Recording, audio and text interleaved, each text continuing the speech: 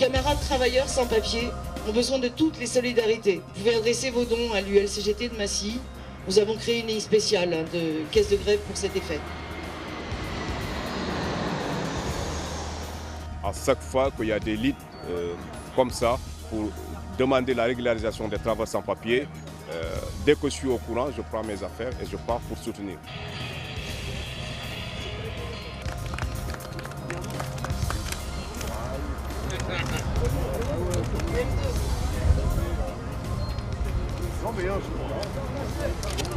Bon, alors 2 mots. Écoutez, Brigitte a tout dit.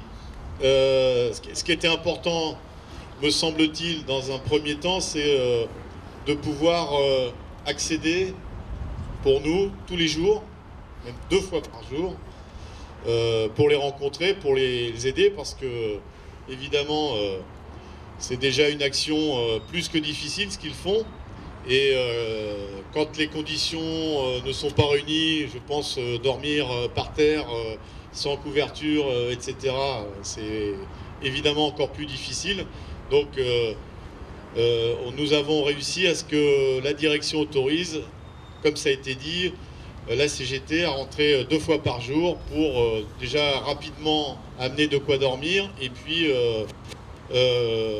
amener de la nourriture, parce que évidemment la lutte ça donne faim et pour tenir il faut manger. Ensuite c'est bien, et je tiens à saluer les camarades de la CGT sur place qui les soutiennent, les Chronopost, les de Richebourg. C'est ça la CGT, la solidarité, et je tiens à saluer les équipes sur place qui ont permis à ce que ce mouvement puisse tenir jusqu'à aujourd'hui, le temps qu'on fasse la jonction de façon plus proche, j'allais dire. Ensuite, nous avons pu rencontrer donc la direction, notamment de Chronopost, parce que bien souvent, les donneurs d'ordre disent c'est pas nous, c'est nos sous-traitants.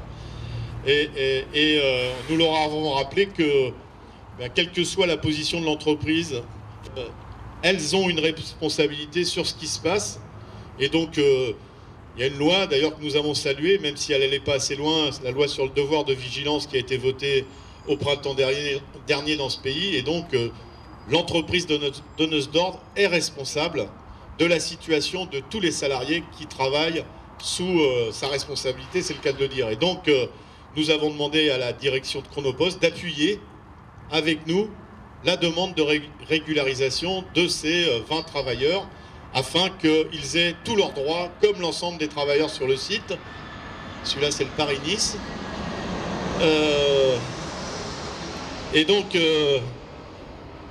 nous attendons aujourd'hui, puisque nous l'avons fait pour l'ensemble des camarades qui sont grévistes, nous avons fait une demande au ministère de l'Intérieur pour un rendez-vous, pour évoquer les situations de tous les travailleurs sur les 6 sites de la région parisienne.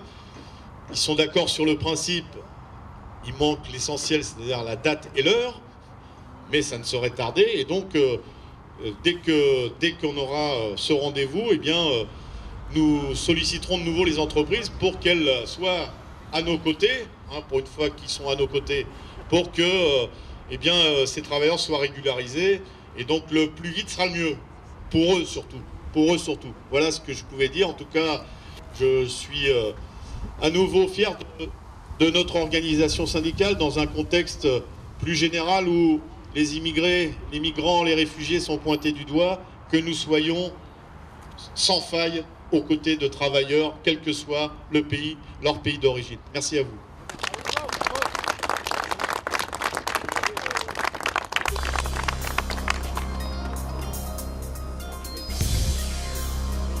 On bosse ici, on vit ici, on reste ici. Régularisation de tous les travailleurs, de toutes les travailleuses, sans papier. Et vive la solidarité entre tous les travailleurs.